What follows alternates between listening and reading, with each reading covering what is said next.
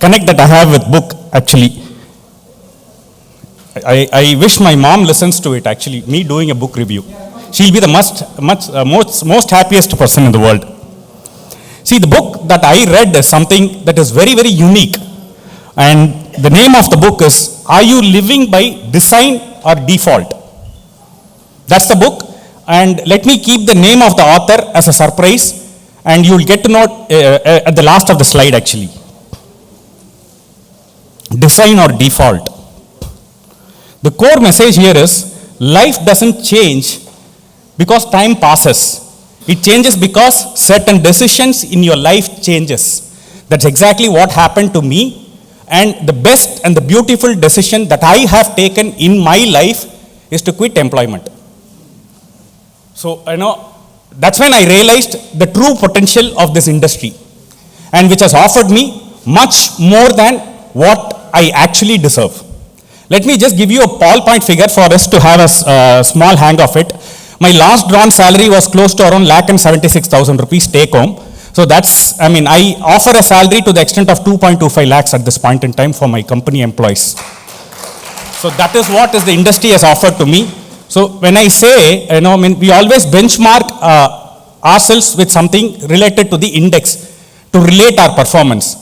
And I'm telling you, you can benchmark yourselves with me in terms of the worst person who can achieve this. You are all the best minds in the industry who can achieve much more than me. Thank you. The question one is actually, I would like to ask you a question. Please think and answer within yourselves. There's no answer for this, but just think and answer within yourselves. So eventually we'll try to come out with an answer for this. Did you choose the life that you're living, or you're just simply living what's happening? Most of us choose our profession, right? But somewhere along the way, our calendars start choosing our life. And many of us, I think you'll accept to this point. We have chosen the profession, but end of the day, we start doing something which the calendar demands. You wake up, you check your phone, you go to work, you solve your problems, you come to home, you watch TV, you sleep, and you repeat the same, repeat it. And in the weekend, probably people who can take a glass of beer and start having a chat with the friends. That's the maximum that we do. And is this a routine? Are you seeing any routine in this? Your days becomes weeks, weeks becomes years, and years becomes decades. And one day we ask, what am I doing? You start doing the same thing every day. Is there anything different that you're doing? Nothing. Where did the time go? Honestly raise your hand and say, as somebody said, I'm too busy.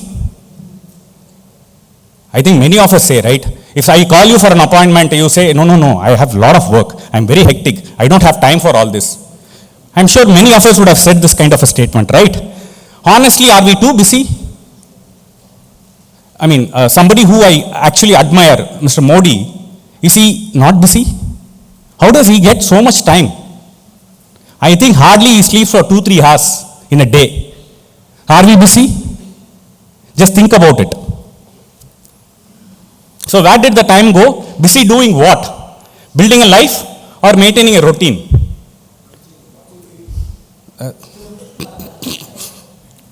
No, Ajay is always out of the box.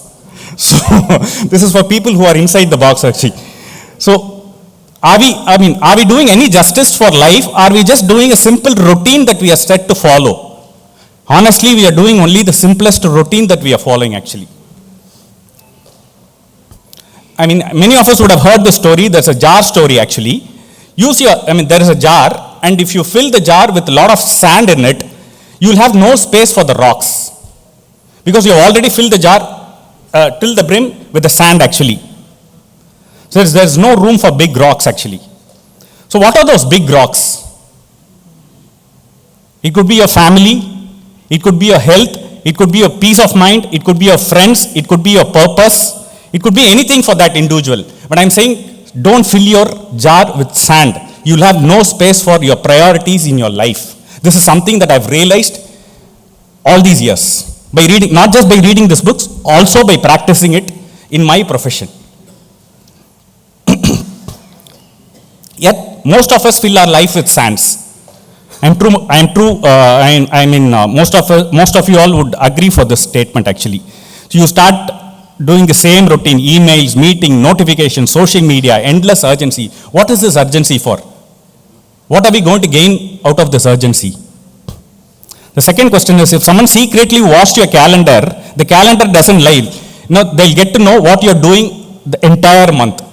90% of your unproductive job, you'll be able to figure out if you calendar it and identify where you have actually spent most of your time.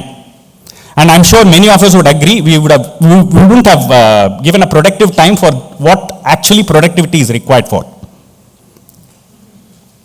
An old professor, I think most of us would have seen this, an old professor comes to the class with a bottle and he fills the bottle with golf balls. Then he'll ask the student, is it full? The student say, is it full? Then he'll fill it with pebbles. Then he'll fill it with sand. Then he'll fill it with water.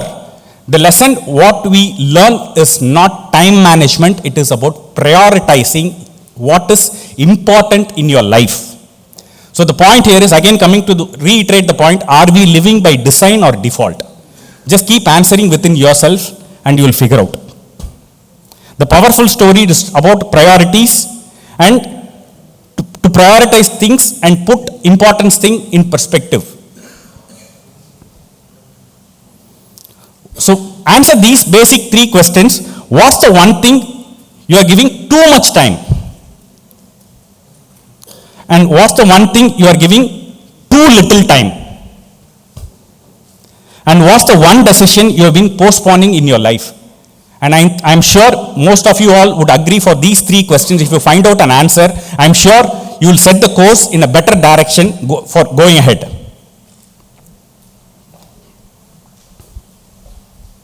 See, we all think life is made of years. It is not made of years. It is made of glorifying Monday and an ordinary Tuesday. And you can ask me, what are the rest of the days? You keep doing the same thing for the rest of the days, like your Mondays and Tuesdays. And one day you figure out that's the end of your life. So don't wait for retirement to start living your life today. Don't wait for success to start smiling today. Don't wait for tomorrow to call your parents now. For people who are not married, don't wait to propose your girl, somebody else would do it. Go ahead and propose today.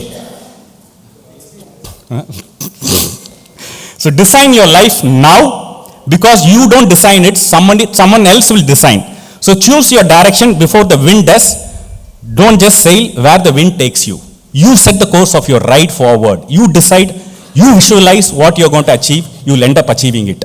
And always positively believe in what you will be able to achieve. Live by intention, not by purpose and not by default. A great life is rarely an accident. It is almost always a decision. As I said, my decision, the best decision that I have taken in my life is to quit employment. The book, is a review of ideas. This book especially is a review of ideas of a renowned scholar who is a philosopher, who is a mentor, acclaimed academician, a vivid badminton player, now turning out to be an athlete. And he's got multiple personalities. And I'm sure you would have also bumped onto him in your life. You would have also met him, and who is just a next door kind of a personality. And the person is, I'm not actually a scholar. I wish I could have told all these things, but I'm just a next door personality. I have nothing. I don't write. I don't read books. So this is something that I've lived in my life and which I have practiced all these years, which I thought I'll just probably take the stage to share. Thank you. Thanks a lot.